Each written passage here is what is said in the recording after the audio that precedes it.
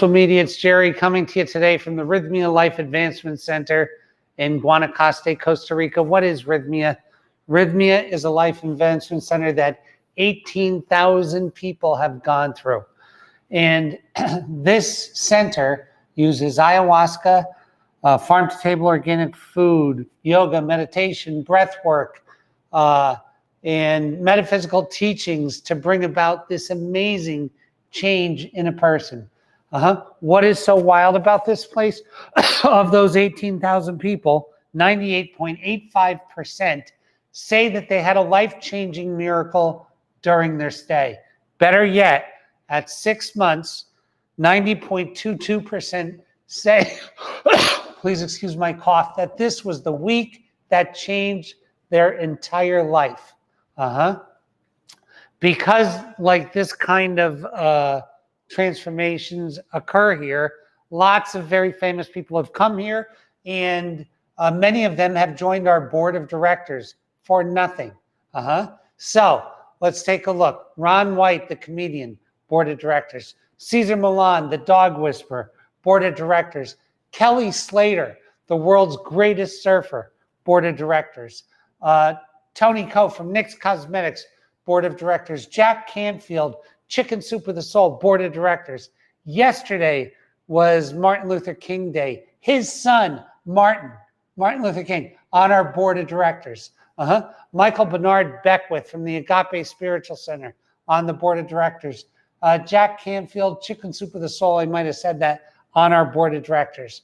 Earl Koski, the businessman, on our board of directors. My ex-wife, my wonderful ex-wife, Brandy Sabella, on our board of directors. We have an amazing board of directors. All of these people have lent us their name because of what happens here. And what happens here is wild. It is. I'm amazed every week when you see the transformations that occur in people's lives. Now, typically, when someone is here, what they tend to do is, and this is about, we don't have data on it, but it appears that in the high 90s%, when people go through this process, they get to see and speak to God, and God speaks back to them. They tend to want to become a beneficial presence on the planet. So what does that mean? That means that they take the rest of their life, and previously it could have been, what is the world going to do for me? And then a hard line in the sand, and then past that, what can I do for the world?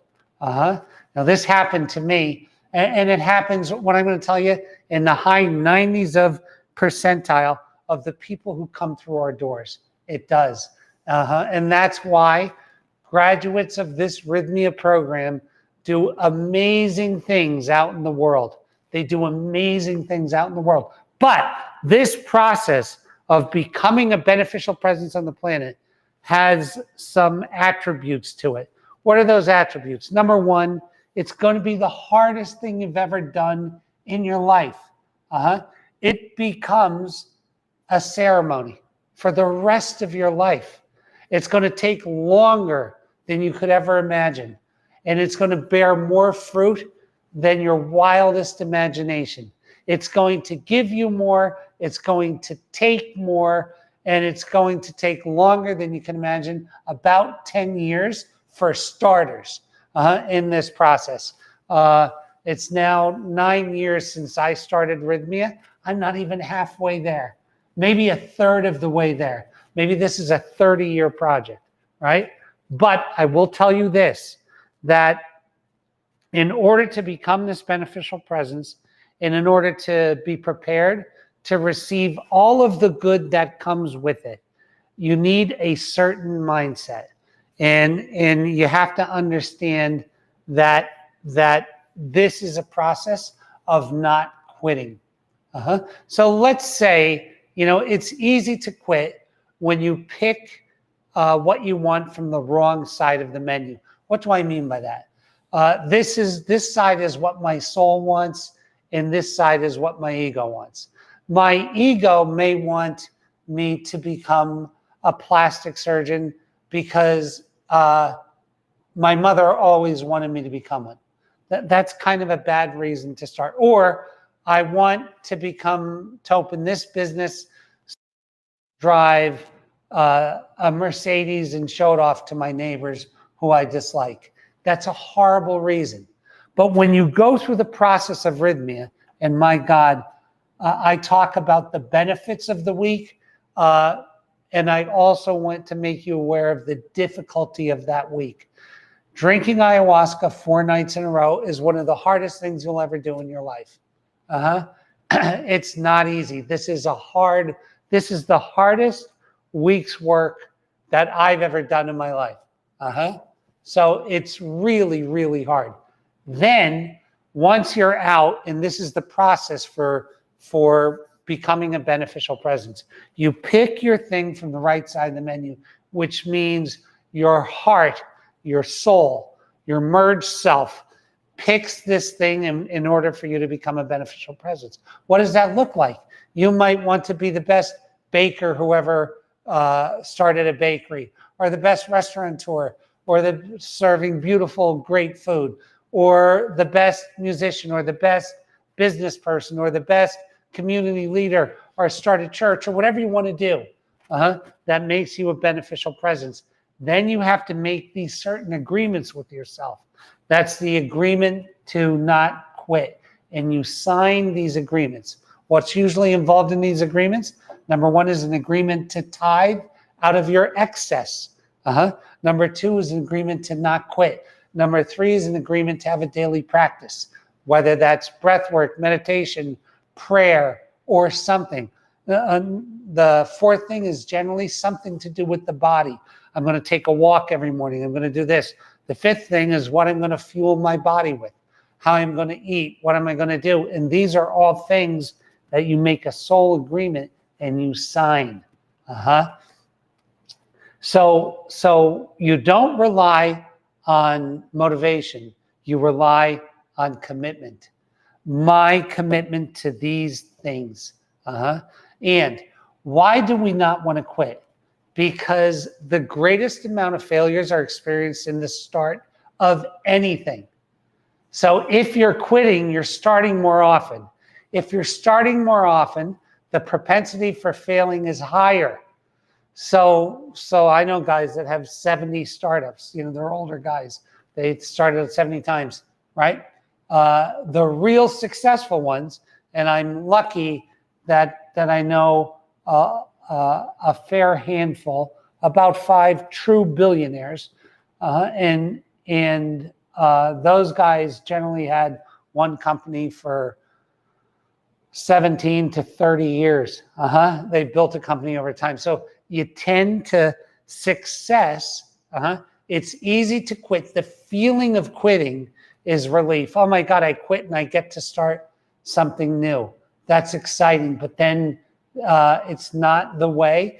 It can happen, and I'm going to explain that today. So last week I was talking about quitting, and this is ceremony secrets number 3. I've had 351 ceremony experiences, ayahuasca experiences, and certain things I learned along the way.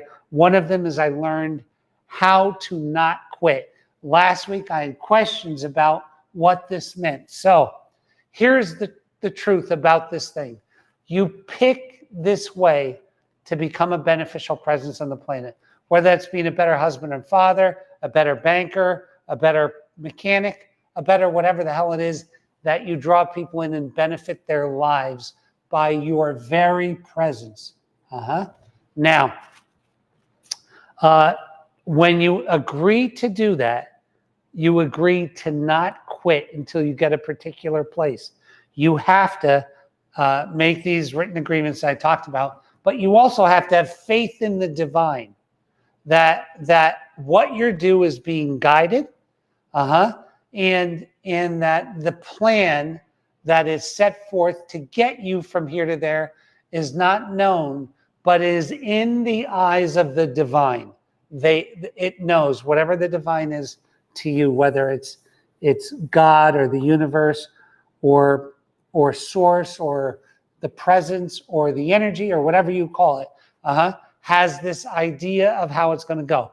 You make the commitment that you're going to keep doing this thing until somebody makes you stop. Not that you quit, that somebody makes you stop. And when they do make you stop, you recalibrate and you start again. This is the thing. And you don't breathe a word about your loss and being stopped. In other words, I have to fight as incredibly hard as I can to stay on this path to get towards that thing that I'm trying to do. And if I get stopped, I accept it with grace, because I know that whatever God is wants me to adjust to go to a new place. So fight as hard as you can fight, and fight in a surrendered way, meaning I'm going to fight as hard as I can fight, and I'm going to accept the outcome regardless of what place that falls on. Because wins and losses are only temporary perceptions. They're just a temporary perception. They fade over time. And a lot of time, wins lose and losses win. And I want to talk about that second. So I have complete faith in the Creator, in Source, that I'm going to be guided to a place that's in my best interest and for the fullest unfolding of my life on this earth. That's what I know is in store for me, right? I'm going to work as hard as I can on it, and I'm going to accept all of the ups and downs on that road without quitting. So I can tell you a little story that highlights this. So when I was a younger guy, I had my first success when I was a kid. I saved $1 million, which was in the 1980s, which back then $1 million bought you some stuff. And then I took a company public, and I had a relatively high net worth out of taking this company public. And it was in the .com era. And I worked as hard as I could on this company for 4 years. And I mean, I worked 7 days a week, 14 hours a day, real 14 hours a day. And I put everything into it, every penny that I had, everything. And then the .com crash happened, and I couldn't raise money, and we couldn't make payroll. And my board of directors, I had a really good, solid board of directors. They actually fired me. And they fired me in June. And I was so upset, so brokenhearted, so defeated. I was done. I couldn't believe I lost all of my money, and I got fired. It was the end of the end of the end. And, you know, I went home from work, and I thought about it for about a week, and I could have had a severance. I believe my severance was $600,000. It was a good severance. I'm not sure if it was 200 or 600, but it was one of them. This is 25 years ago. It was a long time ago. But I agreed to not take the severance. I gave the severance back to the board of directors in exchange for allowing me to continue in that sector, which was at that time cosmetic surgery. And I somehow believed that God wanted me to stay in that business. And even though I had this huge failure, I moved some things around and I shuffled how I did it. I took the last money that I had to my name, which I believe was about $250,000, and I dumped it all into this company, and I pushed forward. I pushed forward. And lo and behold, 3 short years later, I struck a deal to sell that company for $89 million. Now, that would not have happened if somebody didn't intervene and stop me fired me. That would not, I didn't quit. I was fired. So what was next in store for me wouldn't have happened if something external didn't make me stop, right? And if I stopped earlier, that never would have happened because I wouldn't have been able to, in other words, let's say a year before, if I went to my board and said, I want to stop, and instead of having a severance, I want to compete with you, they would have said no. So this is the divinity of the universe, the divinity of God, the divinity of things that you can't judge in the moment, what's happening, and be able to see the plan that's in place for you.